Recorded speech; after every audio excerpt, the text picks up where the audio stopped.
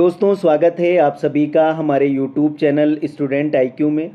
इस वीडियो में आज हम लोग जीएस और हिंदी दोनों सब्जेक्ट के प्रश्नों को सॉल्व करेंगे जो आपके सिलेबस और एग्ज़ाम के अकॉर्डिंग है।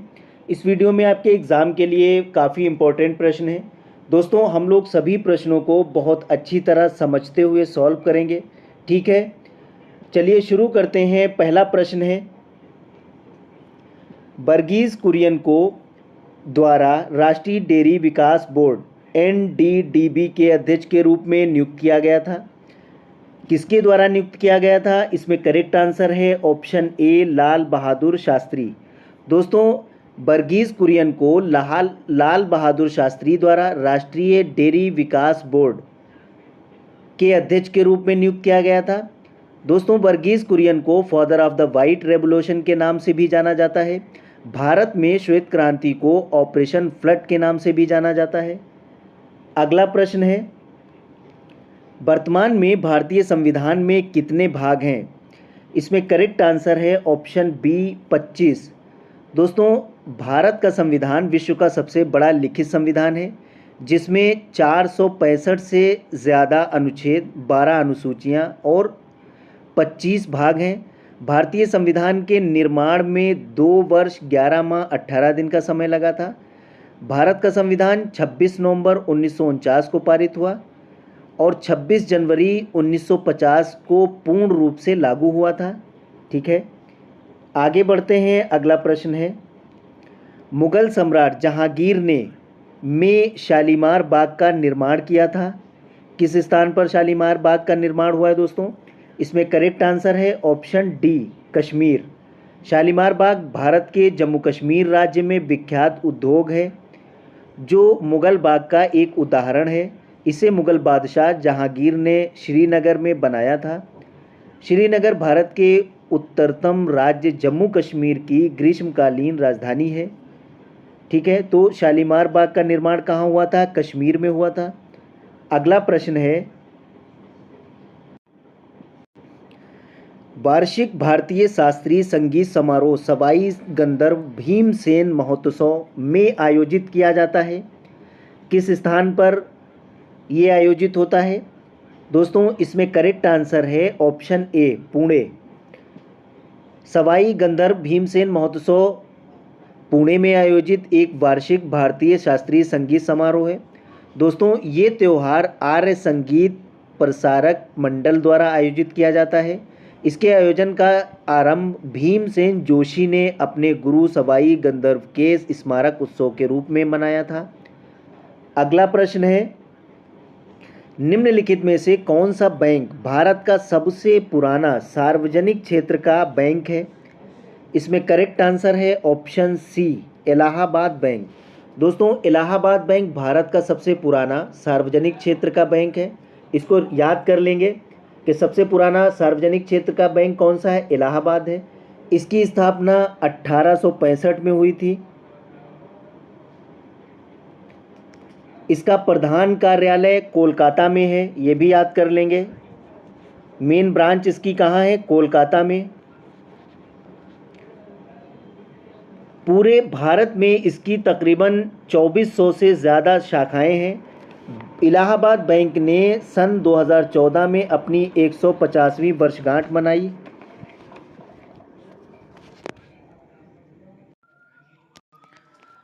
इलाहाबाद बैंक का विलय इंडियन बैंक में सन 2020 में हो गया है। ठीक है, ये भी याद कर लेंगे। इस बैंक का विलय सन 2020 में इंडियन बैंक में हो गया है। आगे बढ़ते हैं। अगला प्रश्न है, वैदिक सभ्यता नदी के तट पर विकसित हुई। किस नदी के तट पर वैदिक सभ्यता विकसित हुई? इसमें correct answer option D, Saraswati. वैदिक सभ्यता सरस्वती नदी के किनारे विकसित हुई। दोस्तों, वैदिक सभ्यता के दौरान ही वेदों की रचना हुई। भारतीय विद्वान तो इस सभ्यता को अनादि परंपरा की सभ्यता मानते हैं। ठीक है, इस काल में हिंदू धर्म की नींव रखी गई थी। अगला प्रश्न है, जुलाई 1944 में संयुक्त राष्ट्र ब्रिटेन वुड्स सम्मेलन में किस अंतर्राष्ट्रीय संगठन की कल्पना की गई थी? इसमें करेक्ट आंसर है ऑप्शन डी, अंतर्राष्ट्रीय मुद्रा कोष। दोस्तों जुलाई 1944 में संयुक्त राष्ट्र के ब्रिटेन वुड्स सम्मेलन के अंतर्राष्ट्रीय मुद्रा कोष IMF की कल्पना की गई थी। ठीक है, इसका नाम है IMF। ठीक है, अगला प्रश्न है, भारत की पहली इंजन विरहित speed train 18 integral coach factory द्वारा विकसित की गई। इसमें करेक्ट आंसर है ऑप्शन सी, चेन्नई। दोस्तों ट्रेन 18 का निर्माण चेन्नई इंटीग्रल कोच फैक्ट्री द्वारा विकसित किया गया। ये भारत की पहली इंजन विरहित ट्रेन है। ट्रेन 18 का पहला परीक्षण मुरादाबाद रामपुर सेक्शन पर किया गया। इसकी अधिकतम गति 180 किलोमीटर प्रति घंटा है। ये ट्रेन दिल्ली से वाराणसी के बीच चलती है। इसका नाम 26 जनवरी सन 2019 को वंदे भारत कर दिया गया। ठीक है, ये याद कर लेंगे, वंदे भारत ट्रेन 18 का नाम है। आगे बढ़ते हैं, अगला प्रश्न है, नवंबर 2018 में भारत ने कौन से देश के साथ $500 बिलियन के सौदे पर हस्ताक्षर किए हैं, जिसमें स्थानीय स्तर पर 2 गोपनीय युद्ध पोतों का निर्माण किया जाएगा। इसमें करेक्ट आंसर है ऑप्शन बी, रूस। दोस्तों भारत और रूस ने गोवा में 2 गोपनीय युद्ध पोतों के निर्माण के लिए $500 बिलियन के अनुबंध पर हस्ताक्षर किया है, जो 2027 तक वितरित होने की आशंका है। ये रूस के सरकारी नियतिक रोसोबोरोन एक्सपोर्ट और भारत का गोवा शिपयार्ड लिमिटेड GSL के बीच हुआ है। आगे बढ़ते हैं, अगला प्रश्न है, सरदार वल्लभ भाई पटेल राष्ट्रीय पुलिस अकादमी SVPNPA के पास स्थित है। इसमें करेक्ट आंसर है ऑप्शन ए, हैदराबाद। दोस्तों सरदार वल्लभ भाई पटेल राष्ट्रीय पुलिस अकादमी SVPNPA हैदराबाद में स्थित है। ये भारत की प्रमुख पुलिस प्रशिक्षण संस्थान है। इस अकादमी की स्थापना 15 सितंबर 1948 में हुई थी और इसकी शुरुआत जब स्थापना हुई थी तो माउंट आबू राजस्थान में केंद्रीय पुलिस प्रशिक्षण के रूप में की गई थी और 1974 में इसका नाम बदलकर उप प्रधानमंत्री सरदार वल्लभ भाई पटेल के नाम पर रखा गया। आगे बढ़ते हैं, अगला प्रश्न है, नवंबर 2018 में किस भारतीय राज्य की विधानसभा भंग कर दी गई थी। इसमें करेक्ट आंसर है ऑप्शन बी, जम्मू कश्मीर। जम्मू कश्मीर के राज्यपाल सतपाल मलिक ने नवंबर 2018 में राज्य की विधानसभा को भंग करने का निर्णय लिया था। अगला प्रश्न है, महाधमनी के शीर्ष पर शुरू होती है। इसमें करेक्ट आंसर है ऑप्शन बी, बायां निलय। महाधमनी शरीर की सबसे बड़ी धमनी होती है। महाधमनी बाएं निलय के शीर्ष पर शुरू होती है। ये सभी धमनियों में ऑक्सीजन युक्त रक्त पहुंचाती है। महाधमनी की दीवार में कोलेस्ट्रॉल टुकड़े का निर्माण होता है। आगे बढ़ते हैं, अगला प्रश्न है, गैल्वेनाइजिंग का मतलब इस्पात को की पतली परत के साथ आवरण करना है। इसमें करेक्ट आंसर ऑप्शन बी है, जस्ता। धातुओं का संरक्षण एक रासायनिक प्रक्रिया है जिसके फलस्वरूप धातुओं का क्षय होता है।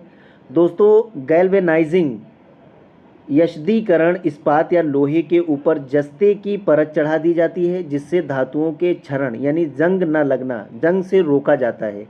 उसको क्या कहते हैं, गैल्वेनाइजिंग। जस्ते की परत चढ़ाई जाती है उस पर। अगला प्रश्न है, C60 एक अणु है जिसमें के रूप में व्यवस्थित 60 कार्बन परमाणु होते हैं। इसमें करेक्ट आंसर है ऑप्शन सी, 12 पंचभुज और 20 षटभुज। C60 एक अणु है जिसमें 60 कार्बन परमाणु होते हैं, जिसमें 12 पंचभुज और 20 षटभुज के रूप में व्यवस्थित किया जाता है। इसका आकार एक फुटबॉल गेंद के समान होता है। आगे बढ़ते हैं, अगला प्रश्न है, सर्वोत्तम गुणवत्ता वाला कोयला जिसमें 80 से 95% कार्बन होता है, वेरी इंपॉर्टेंट प्रश्न है, वो कौन सा कोयला है जिसमें 80 से 95% कार्बन पाया जाता है। इसमें करेक्ट आंसर है ऑप्शन डी, एंथ्रासाइट। एंथ्रासाइट दोस्तों कोयला सर्वोत्तम गुणवत्ता वाला कोयला होता है। इसमें उच्च ऊर्जा सामग्री, उच्च कार्बन 85 से 95 कम नमी या वाष्पशील पदार्थ होते हैं, जबकि पीट कोयला सबसे कम गुणवत्ता वाला कोयला माना जाता है, जिसमें 50 से 60 कार्बन पाया जाता है। सबसे अधिक एंथ्रेसाइट सबसे कम पीट में। अगला प्रश्न है, को छोड़कर निम्नलिखित सभी संगणन बहुलक हैं। इसमें से क्या एक छोड़कर सभी संगणन बहुलक हैं? इसमें करेक्ट आंसर है ऑप्शन बी, पॉलीप्रोपाइलीन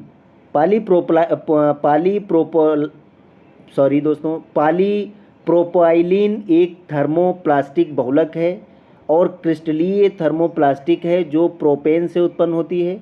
पॉलीप्रोपाइलीन को छोड़कर सभी संगणक बहुलक हैं। ठीक है, ये भी और ये तीनों क्या हैं?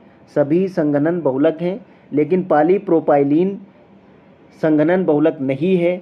अगला प्रश्न है, भारतीय प्रौद्योगिकी संस्थान कानपुर ने में एक कार्यालय बनाया है जहां पूर्व छात्र संजीव खोसला को संस्थान का विदेशी ब्रांड एम्बेसडर नियुक्त किया गया है। इसमें करेक्ट आंसर है option D, New York. IIT Kanpur ने विदेशों में योग्य शिक्षकों के संस्थान के पूर्व छात्रों को कोष जुटाने और अनुसंधान को महत्व देने के लिए अमेरिका के न्यूयॉर्क में अपना कार्यालय खोला है, जहां पूर्व छात्र संजीव खोसला को संस्थान का विदेशी ब्रांड एम्बेसडर नियुक्त किया गया है। याद कर लेंगे। अगला प्रश्न है, भारतीय प्रौद्योगिकी संस्थान कानपुर ने में एक कार्यालय। दोस्तों ये प्रश्न रिपीट हुआ है, इसका आंसर है ऑप्शन डी। ठीक है, एक आईआईटी कानपुर ने एक संस्थान खोला है। कहाँ खोला है? न्यूयॉर्क में। उसका ब्रांड एम्बेसडर बनाया है संजीव खोसला को। अगला प्रश्न है, उत्तर प्रदेश पुलिस भर्ती एवं प्रोन्नति बोर्ड द्वारा कांस्टेबल सिविल पुलिस की नियुक्ति में शारीरिक क्षमता परीक्षा में पुरुष अभ्यर्थियों को दौड़ने की ज़रूरत होती है। तो वेरी इंपॉर्टेंट है पुलिस परीक्षा के लिए ये प्रश्न। दोस्तों इसमें करेक्ट आंसर ऑप्शन ए है, 25 मिनट में 4.8 किलोमीटर। यानी उत्तर प्रदेश पुलिस एवं भर्ती प्रोन्नति बोर्ड द्वारा कांस्टेबल सिविल पुलिस की नियुक्ति के लिए शारीरिक क्षमता परीक्षा में पुरुष अभ्यर्थियों के लिए 25 मिनट में 4.8 किलोमीटर दौड़ की ज़रूरत होती है, जबकि महिला अभ्यर्थियों के लिए 14 मिनट में 2.4 किलोमीटर दौड़ क्वालिफाई करना होती है। ठीक है, ये पुरुषों के लिए है। महिलाओं के लिए 2.4 है, 14 मिनट में 2.4, कितने मिनट में? 14 मिनट में। और पुरुषों के लिए 25 मिनट में 4.8 किलोमीटर। अगला प्रश्न है, 22 जुलाई 2014 को उत्तर प्रदेश के राज्यपाल के रूप में किसने शपथ ग्रहण की थी? इसमें करेक्ट आंसर है ऑप्शन सी, राम नाईक।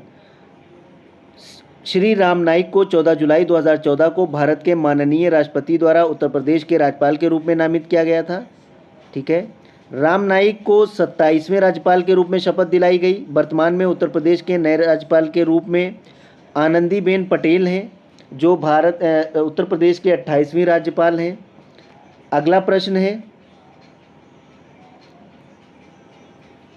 उत्तर प्रदेश के किस जिले को पीतल नगरी के नाम से जाना जाता है?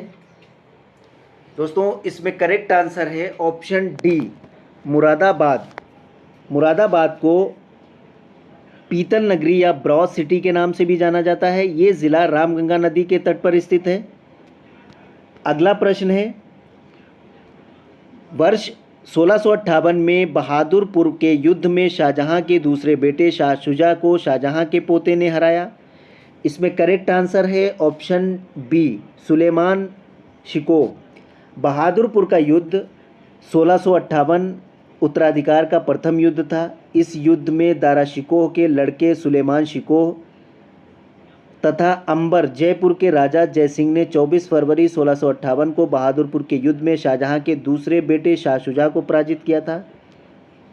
अगला प्रश्न है, फिरोज़ाबाद में 200 वर्षों से भी अधिक समय से का उत्पादन किया जा रहा है।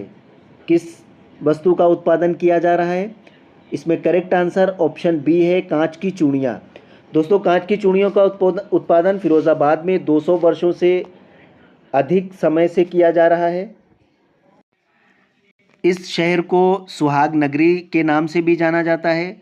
दोस्तों, फिरोज़ाबाद का पुराना नाम चंदवार नाम था। आगे बढ़ते हैं, अगला प्रश्न है, कौन सा कथक घराना नृत्य शैली के आध्यात्मिक पहलुओं पर अधिक ध्यान देता है? इसमें करेक्ट आंसर है ऑप्शन सी, लखनऊ। कथक उत्तर प्रदेश का शास्त्रीय नृत्य है। लखनऊ कथक घराना नृत्य है। लखनऊ कथक घराना नृत्य शैली की आध्यात्मिक पहलुओं पर विशेष ध्यान देता है। ठीक है, आगे बढ़ते हैं, अगला प्रश्न है, हिंदू पौराणिक कथाओं के अनुसार महाकाव्य रामायण में भगवान श्री राम अयोध्या के शासक थे, जो कि राजधानी थी। इसमें करेक्ट आंसर है ऑप्शन डी, कौशल। दोस्तों, हिंदू पौराणिक कथाओं के अनुसार भगवान श्री राम अयोध्या के शासक थे। अयोध्या पहले कौशल जनपद की राजधानी थी। याद कर लेंगे, अयोध्या कौशल जनपद की राजधानी थी। आगे बढ़ते हैं, अगला प्रश्न है, किस भारतीय ने अर्थशास्त्र में नोबेल मेमोरियल पुरस्कार जीता?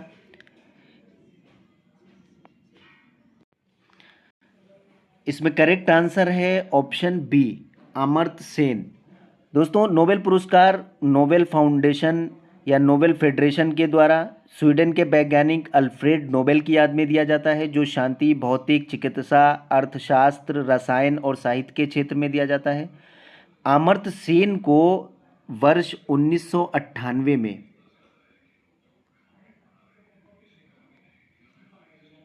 रसायन 98 में नोबेल पुरस्कार से पुरस्कृत किया गया। ये प्रथम भारतीय अर्थशास्त्री थे जिन्हें ये पुरस्कार अर्थशास्त्र के क्षेत्र में दिया गया था। आगे बढ़ते हैं, अगला प्रश्न है, भारतीय मुक्केबाज MC मैरी कॉम द्वारा लिखित आत्मकथा का शीर्षक क्या है? वेरी इंपॉर्टेंट प्रश्न है दोस्तों, कई बार एग्जाम में पूछा जा चुका है। इसमें करेक्ट आंसर है option B, unbreakable. MC Mary Kom द्वारा लिखित आत्मकथा का शीर्षक है अनब्रेकेबल। ठीक है, प्लेइंग टू विन LG लॉफ्ने नारन मार्टिन ने लिखी है। न होल्डिंग बैंक, ये माइकल होल्डिंग द्वारा लिखी गई है। और इम्परफेक्ट संजय मजेरकर के द्वारा लिखा गया है आत्मकथा या शीर्षक है। आगे बढ़ते हैं, अगला प्रश्न है, 65वीं राष्ट्रीय फिल्म पुरस्कारों में किस फिल्म ने सर्वश्रेष्ठ लोकप्रिय फिल्म को पुरस्कार जीता? इसमें करेक्ट आंसर है option A, Baahubali 2 the conclusion. 65वें राष्ट्रीय फिल्म पुरस्कार की घोषणा सन 2018 में की गई थी, जिसमें बेस्ट हिंदी फिल्म न्यूटन को सर्वश्रेष्ठ फिल्म का, जबकि सर्वश्रेष्ठ लोकप्रिय फिल्म पुरस्कार बाहुबली 2 द कंक्लूजन को दिया गया। 66वें राष्ट्रीय फिल्म वर्ष 2019 में बेस्ट हिंदी फिल्म अंधाधुंध और बेस्ट मनोरंजक फिल्म बधाई हो को दिया गया। ठीक है, आगे बढ़ते हैं, अगला प्रश्न है, अर्थशास्त्र विज्ञान के लिए वर्ष 2018 का नोबेल पुरस्कार विलियम डी नॉर्डहाउस और पॉल M रोमर को दिया गया था। ये दोनों कहाँ के निवासी थे? इसमें करेक्ट आंसर है ऑप्शन ए, संयुक्त राज्य अमेरिका। ये दोनों संयुक्त राज्य अमेरिका के निवासी थे। रॉयल स्वीडिश एकेडमी इकोनॉमिक्स ने जलवायु परिवर्तन और आर्थिक विकास पर खोज के लिए इन्हें ये पुरस्कार दिया गया था। आगे बढ़ते हैं, अगला प्रश्न है, निजी और संवेदनशील जानकारी जैसे कि क्रेडिट कार्ड नंबर, व्यक्तिगत पहचान और खाता उपयोगकर्ता नाम और पासवर्ड प्राप्त करने का धोखाधड़ी वाला कार्य है। इसमें करेक्ट आंसर है ऑप्शन डी, फिशिंग। दोस्तों, फिशिंग एक इलेक्ट्रॉनिक संचार में एक भरोसेमंद इकाई के रूप में प्रच्छन्न उपभोक्ताकर्ता का नाम है। पासवर्ड और क्रेडिट कार्ड विवरण आदि संवेदनशील जानकारी धोखाधड़ी से प्राप्त करने का प्रयास है। आगे बढ़ते हैं, अगला प्रश्न है, चित्रकूट जलप्रपात भारत में किस राज्य में स्थित है? इसमें करेक्ट आंसर है ऑप्शन सी, छत्तीसगढ़। चित्रकूट जलप्रपात छत्तीसगढ़ राज्य के बस्तर जिले में इंद्रावती नदी पर स्थित है। ये जलप्रपात घोड़े की नाल के समान है। इसकी तुलना विश्व प्रसिद्ध नियाग्रा जलप्रपात से की जाती है। अगला प्रश्न है, वेनेजुएला देश की राजधानी है। इसमें करेक्ट आंसर है ऑप्शन डी, काराकास। दोस्तों, वेनेजुएला दक्षिणी अमेरिका महाद्वीप में स्थित एक देश है जिसकी राजधानी काराकस है। आगे बढ़ते हैं, अगला प्रश्न है, निम्नलिखित भारत में निम्नलिखित में से किस रेडियोधर्मी धातु का विश्व का सबसे बड़ा भंडार मौजूद है? इसमें करेक्ट आंसर है ऑप्शन डी, थोरियम। थोरियम रेडियोधर्मी धातु का विश्व में सबसे बड़ा भंडार भारत में मौजूद है। इस धातु की खोज 1828 में बर्जीलियस ने थायराइड अयस्क के रूप में की थी। इसके जनक अज्ञात हैं, परंतु मोनोजाइट इसका सबसे महत्वपूर्ण अयस्क है। विश्व में मोनोजाइट का सबसे बड़ा भंडार भारत के केरल राज्य में है। अगला प्रश्न है, ऑस्ट्रेलिया के एकमात्र द्वीपीय राज्य का नाम बताइए। इसमें करेक्ट आंसर है ऑप्शन सी, तस्मानिया। दोस्तों, ऑस्ट्रेलिया के मुख्य भूमि के दक्षिण में 240 किलोमीटर दूर स्थित एक द्वीपीय प्रदेश तस्मानिया है, जिसे बॉस स्ट्रेट्स द्वारा अलग किया गया है। ये विश्व में 26वां सबसे बड़ा द्वीप जिसकी राजधानी होबार्ट है।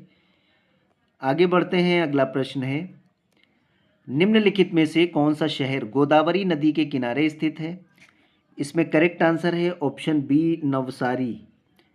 दोस्तों, नासिक, नांदेड़ तथा निजामाबाद गोदावरी नदी के तट पर स्थित हैं, किंतु नवसारी शहर पूर्णा नदी पर सूरत से 17 मील दूर दक्षिण पूर्व में स्थित एक प्रसिद्ध नगर है। अगला प्रश्न है, नीलम संजीव रेड्डी के कार्यकाल के बाद भारत के राष्ट्रपति कौन बने? इसमें करेक्ट आंसर है ऑप्शन सी, ज्ञानी जैल सिंह।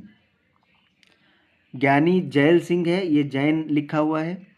तो नीलम संजीव रेड्डी के कार्यकाल के बाद भारत के राष्ट्रपति ज्ञानी जैल सिंह बने थे, जिनका कार्यकाल था 1982 से 1987 तक।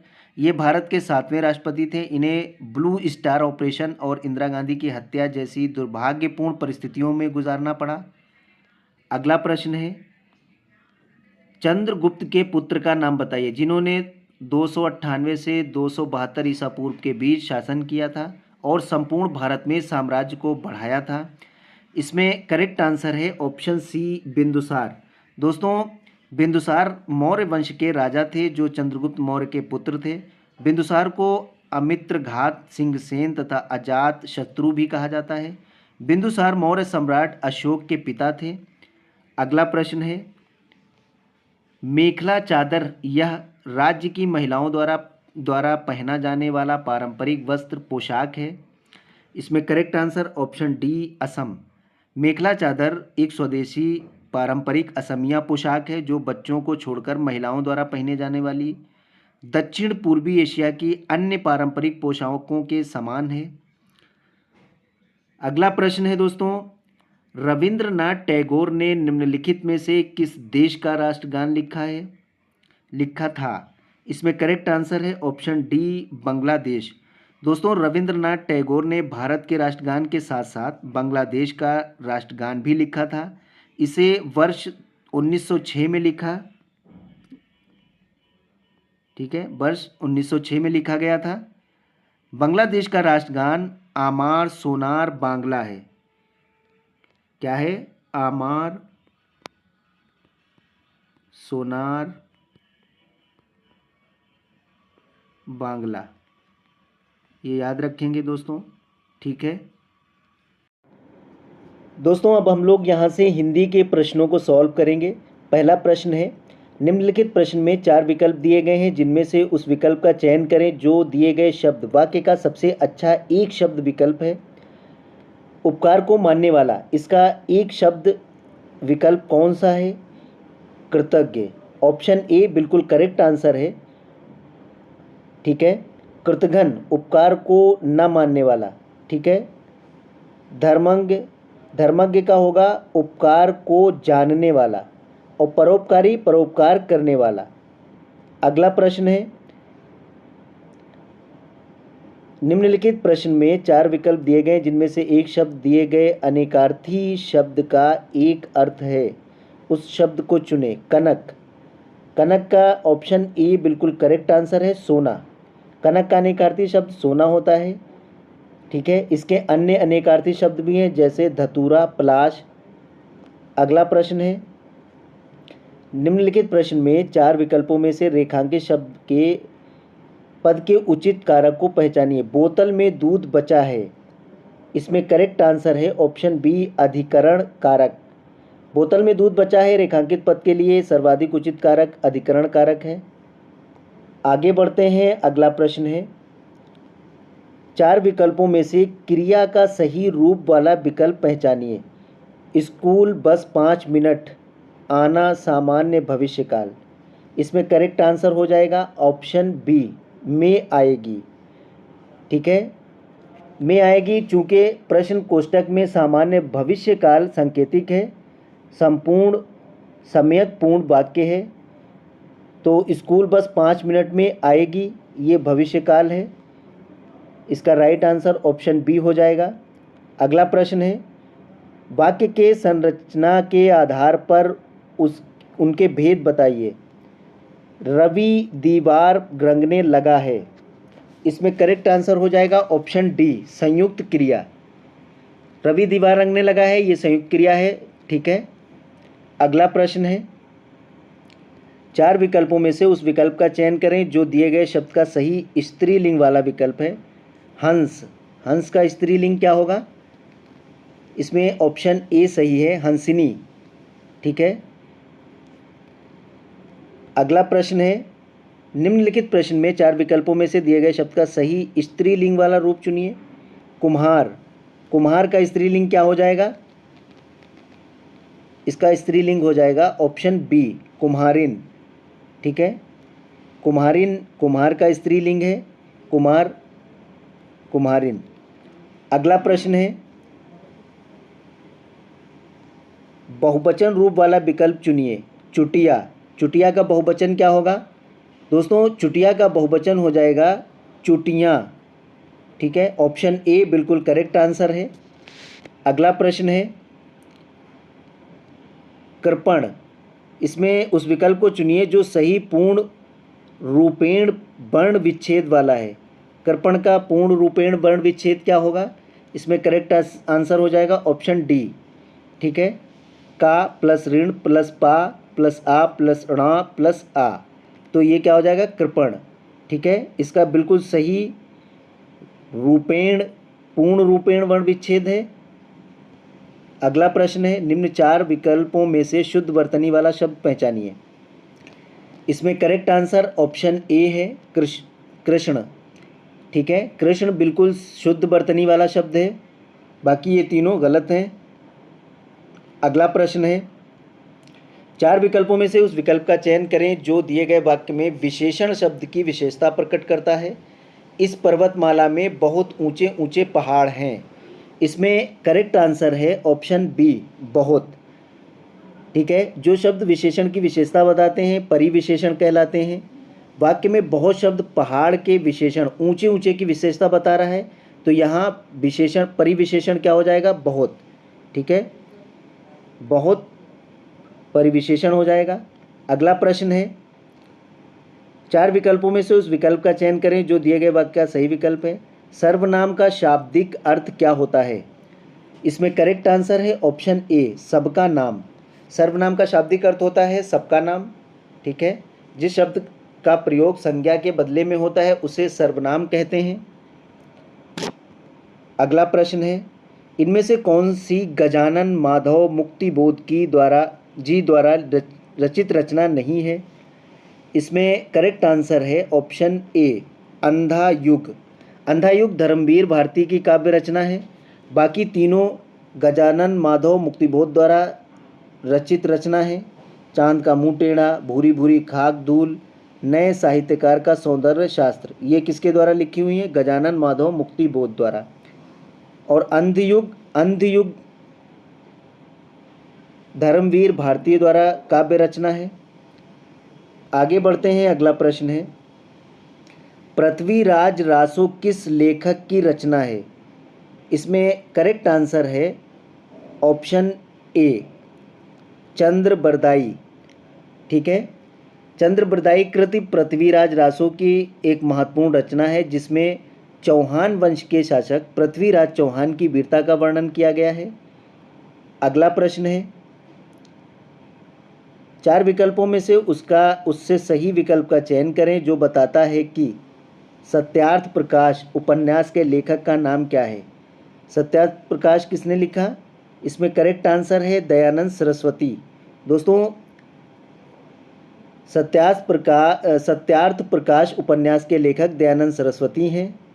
अगला प्रश्न है, हिंदी साहित्य अकादमी की ओर से हर वर्ष शलाका सम्मान पुरस्कार किस क्षेत्र को दिया जाता है? इसमें करेक्ट आंसर है ऑप्शन डी, हिंदी को नई दिशा प्रदान करने के लिए। हिंदी साहित्य अकादमी की ओर से दिया जाने वाला सर्वोच्च सम्मान शलाका सम्मान हिंदी भाषा तथा साहित्य के क्षेत्र में हिंदी को नई दिशा प्रदान करने के लिए समर्पित भाव से कार्य करने वाले विद्वानों साहित्यकारों को प्रदान किया जाता है। आगे बढ़ते हैं, अगला प्रश्न है, 4 विकल्पों में से उस सही विकल्प का चयन करें जो गद्य के उचित अलंकार रूप का सबसे अच्छा विकल्प है। रघुपति राघव राजा राम, इसमें करेक्ट आंसर हो जाएगा आपका ऑप्शन ए, ठीक है, अनुप्रास अलंकार। रघुपति राघव राजा राम इस पद्यांश में अनुप्रास अलंकार प्रयुक्त हुआ है। अनुप्रास अलंकार के अंतर्गत किसी भी पंक्ति में वर्णों की आवृत्ति किसी वर्ण का एक से अधिक बार आना होती है, ठीक है। यहाँ रा वर्ण की आवृत्ति 4 बार है, यह अनुप्रास अलंकार का होना सिद्ध होता है। अगला प्रश्न है, सीता के आगे रमा खड़ी है, मतलब इसमें क्या है, रेखांकित शब्दों के सही अव्यय भेद हों। सीता के आगे रमा खड़ी है, तो इसमें करेक्ट आंसर हो जाएगा ऑप्शन बी, संबंध बोधक अव्यय। सीता के आगे रमा खड़ी, इस वाक्य में आगे शब्द कालवाचक संबंध बोधक अव्यय है, ठीक है। जिन शब्दों के रूप में लिंग वचन और कारक के विकार रहित बने रहते हैं अव्यय अभिकारी शब्द कहलाते हैं, ठीक है। अगला प्रश्न है, 4 विकल्पों में से उस सही विकल्प का चयन करें जो अशुद्ध वाक्य के शुद्ध रूप का सबसे अच्छा विकल्प है। घूमना सुबह अच्छा है, इसमें करेक्ट आंसर हो जाएगा ऑप्शन डी, सुबह घूमना अच्छा है, ठीक है। सर्वाधिक शुद्ध वाक्य क्या होगा, सुबह घूमना अच्छा है। अगला प्रश्न है, नीचे दिए गए छंद के प्रत्येक चरण में कितनी मात्राएं हैं? करते अभिषेक पयोध हैं बलिहारी इस वेश की, हे मातृभूमि तू सत्य ही सगुण मूर्ति सर्वेश की। इसमें करेक्ट आंसर हो जाएगा ऑप्शन ए, 15 से 14 के क्रम से 28। दोस्तों, दिए गए छंद में प्रत्येक चरण में 15 से 14 के क्रम से 28 मात्राएं प्रयुक्त हैं। अगला प्रश्न है,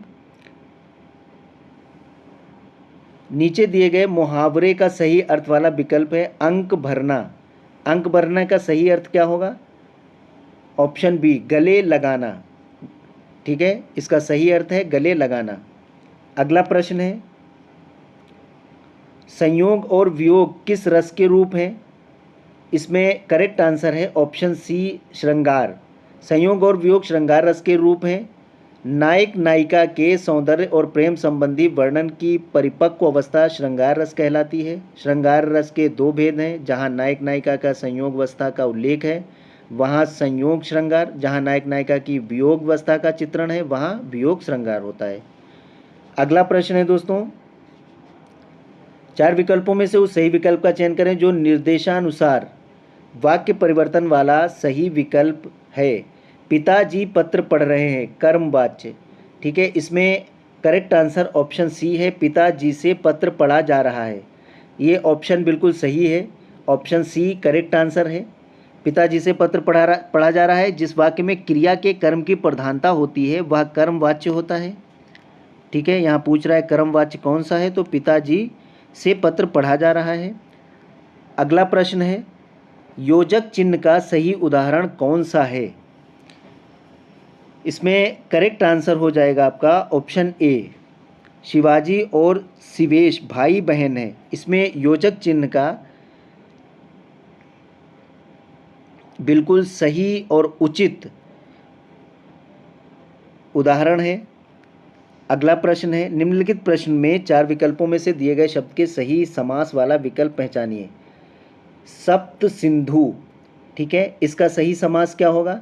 सप्त सिंधु। इसमें करेक्ट आंसर ऑप्शन डी 7 नदियों का समूह, ठीक है।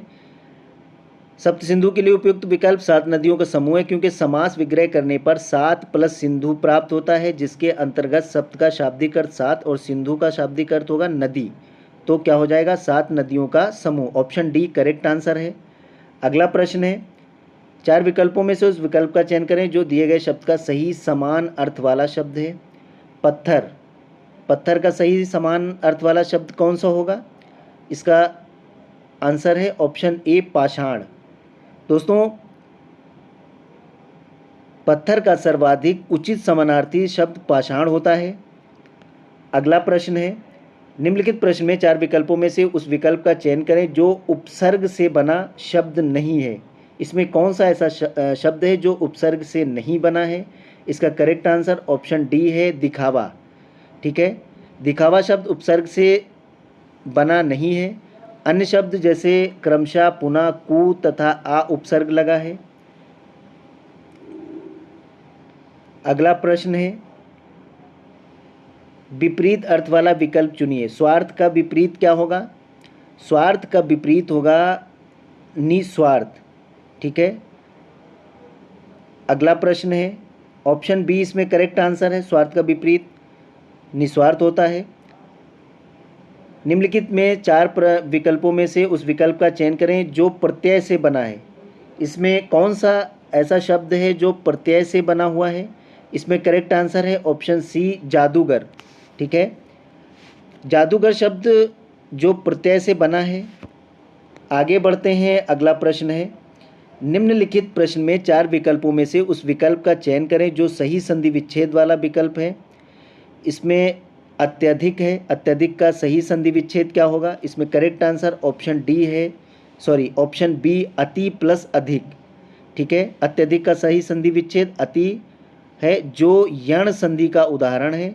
दोस्तों, यण संधि के अंतर्गत यदि ई प्लस बड़ी ई, छोटू ऊ प्लस बड़ू ऊ और ऋण के बाद कोई विभिन्न स्वर आए तो ई और ई का ऊ या ऊ का और वा और ऋण का रा हो जाता है, जैसे अधिक प्लस अत्यधिक, ठीक है।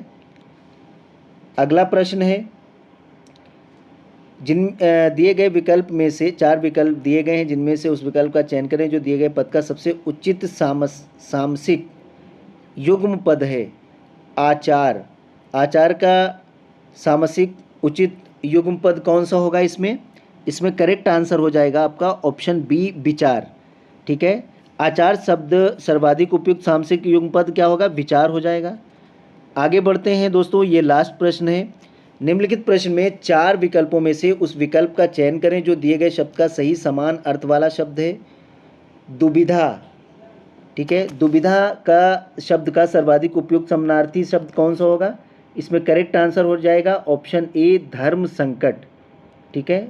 धर्म संकट दुविधा शब्द का सही समान अर्थ वाला शब्द है, ठीक है। दोस्तों, मिलते हैं नेक्स्ट वीडियो में। जो लोग हमारे चैनल पर नए, हमारे यूट्यूब चैनल को सब्सक्राइब कर लें, बेल आइकन ज़रूर प्रेस कर दें ताकि हमारी आने वाली नेक्स्ट वीडियो का नोटिफिकेशन आपको सबसे पहले मिल सके। दोस्तों, वीडियो को लाइक और शेयर ज़रूर कर दें। Thank you.